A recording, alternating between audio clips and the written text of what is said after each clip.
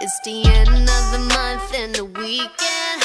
I'ma spend this track, everything on me, yeah. I'ma tip myself, I'ma spend it on myself. I'ma drop it like it's pouring, I'ma pour it on myself. Check the money making bank account number. That's that shit that's never getting bounced on ya. Bitch, I do the money dance, I just made 100 bands. When the stars say sign for it, I'ma leave my autograph. Dollar bills, what you falling for? Assalamualaikum warahmatullahi wabarakatuh.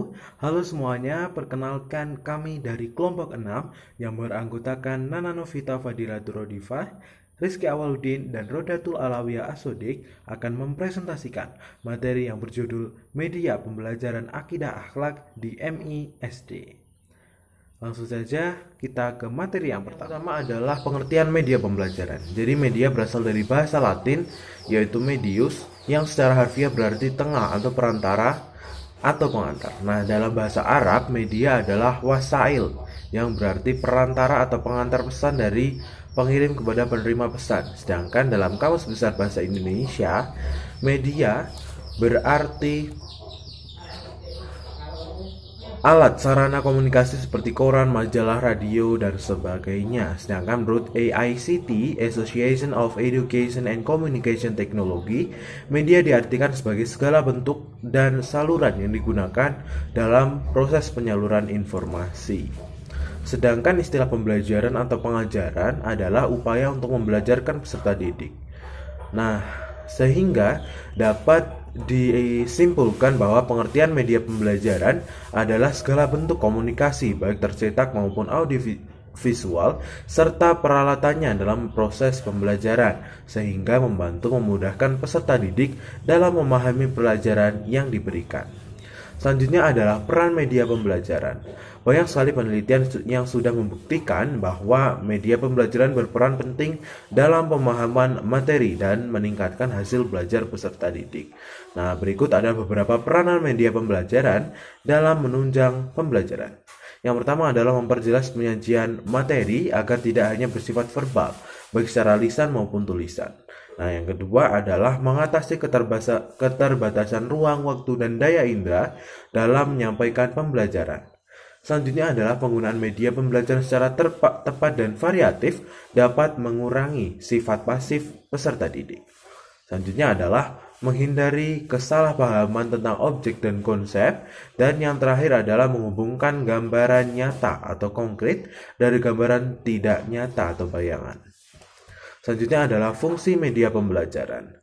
Media dalam kegiatan pembelajaran merupakan bagian yang sangat menentukan efektivitas dan efisiensi pencapaian tujuan pembelajaran. McCown dalam bukunya Audiovisual Aids to Instruction mengemukakan 4 fungsi media. Keempat fungsi tersebut adalah sebagai berikut. Yang pertama adalah mengubah titik berat pendidikan formal yang artinya dengan media pembelajaran yang tadinya abstrak menjadi konkret. Yang kedua adalah membangkitkan motivasi belajar peserta didik. Nah, dalam hal ini, media menjadi motivasi ekstrinsik bagi peserta didik. Nah, sebab penggunaan media pembelajaran dapat menjadi lebih menarik dan memusatkan perhatian peserta didik. Yang ketiga adalah memberikan kejelasan agar pengetahuan dan pengalaman peserta didik dapat lebih jelas dan mudah dimengerti, maka media juga dapat memperjelas hal itu. Yang terakhir adalah memberikan simulasi belajar, terutama rasa ingin tahu peserta didik. Selanjutnya adalah karakteristik media pembelajaran. Nah, tentunya setiap media pembelajaran memiliki karakteristik tertentu yang dapat dikaitkan atau dilihat dari berbagai segi. Nah, Gillette and Ellie mengemukakan 3 karakteristik media berdasarkan petunjuk penggunaan media tersebut. Ketiga ciri tersebut adalah yang pertama adalah ciri fiksatif, yaitu ciri yang menggambarkan kemampuan media untuk merekam, menyimpan, melestarikan, dan merekonstruksi suatu peristiwa atau objek. Yang kedua adalah ciri manipulatif, yaitu kemampuan media untuk mentransformasi atau suatu objek, kejadian, atau proses dalam mengatasi masalah ruang dan waktu. Yang ketiga adalah ciri distributif, yang menggambarkan kemampuan media untuk mentransportasikan objek atau kejadian melalui ruang dan secara bersamaan kejadian itu dapat disajikan kepada sejumlah besar peserta. Selanjutnya yaitu karakteristik media pembelajaran. Menurut Gallagher dan Ellie mengemukakan 3 karakteristik media berdasarkan petunjuk penggunaan media pembelajaran untuk mengantisipasi kondisi pembelajaran di mana pendidik tidak mampu atau kurang efektif dalam melakukannya. Yang pertama yaitu ciri fiksatif yang menggambarkan kemampuan media untuk merekam, menyimpan, melestarikan, dan merekonstruksi suatu peristiwa atau objek.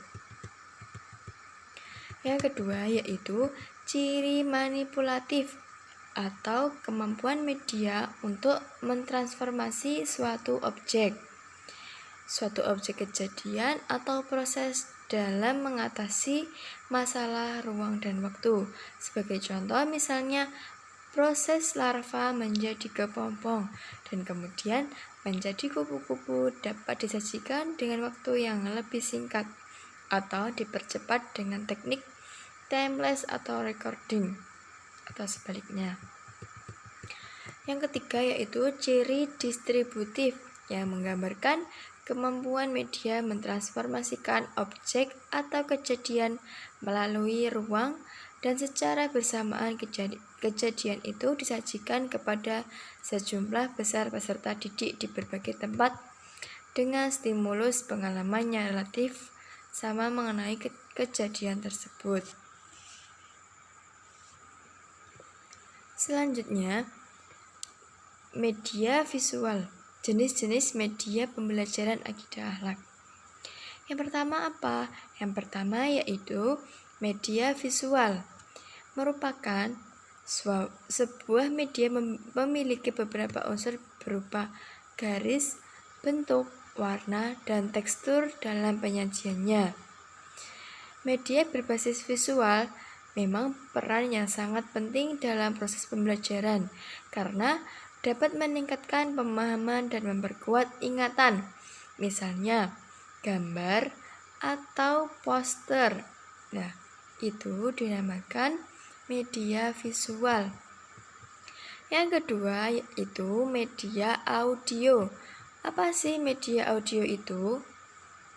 Media audio adalah media yang mengandung pesan dalam bentuk auditif, hanya dapat didengar oleh telinga, yang dapat merangsang pikiran, perasaan, perhatian, dan kemampuan peserta didik untuk mempelajari bahan ajar. Contohnya, mendengar rekaman pengajian hikmah sholat bagi orang yang sakit, atau contoh yang lainnya yaitu mendengarkan siaran renungan, pengajian, dan lain-lain. Yang ketiga, media audio visual adalah media kombinasi antara video